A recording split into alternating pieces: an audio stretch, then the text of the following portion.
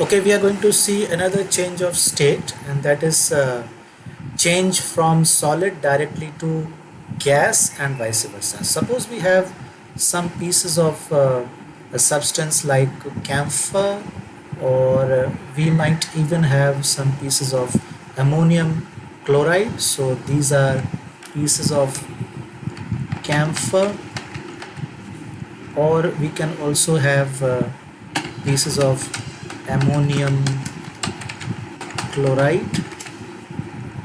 Okay, so if we supply some heat to these pieces, so if we are going to heat these crystals of either camphor or ammonium chloride, there are many other things also that can behave in this fashion, which I am now going to discuss before you. So we are going to heat these substances, whatever they are, either camphor or ammonium chloride, and when we heat them, we shall see that these substances, they do not melt.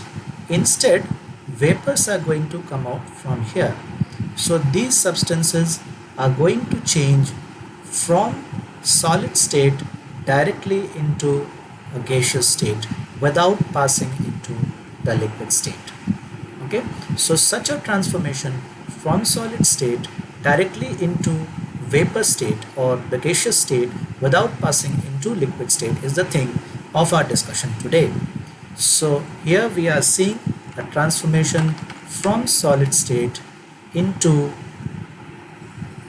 the gaseous state, and this transformation is taking place without going into the liquid state. Even if we somehow collect these vapors and cool them, we shall find that these vapors again directly get changed from gaseous state to solid state without passing into the liquid state.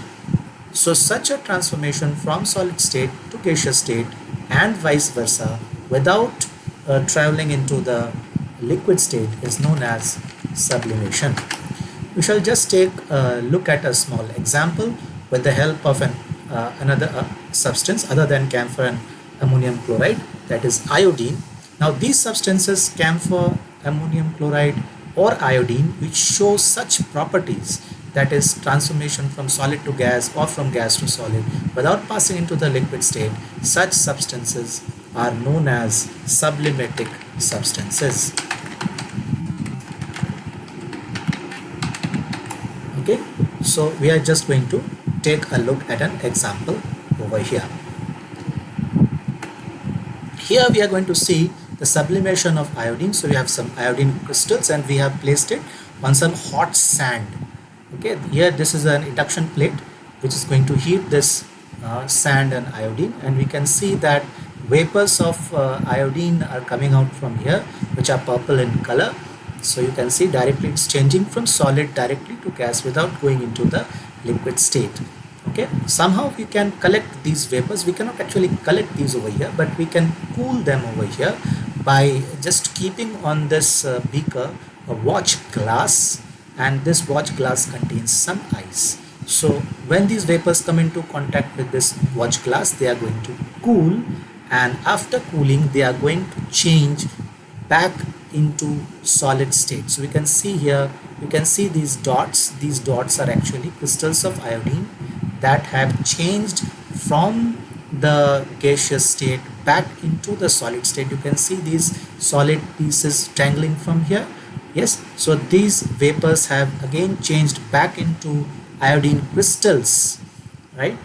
And if we take them out, we can see that they look somewhat like this. So the iodine vapors have changed into solid iodine crystals. So we have seen here, this is a change from actually solid iodine to vapor iodine, that is into gaseous state, and from gas back into solid. But these transformations have taken place without liquid coming into between them. So solid to gas and gas to liquid without going in, solid to gas, gas to solid without going into the liquid state, and this is known as sublimation, and such substances are called sublimating substances. So we'll take a short break and come back again for our next video. Thank you.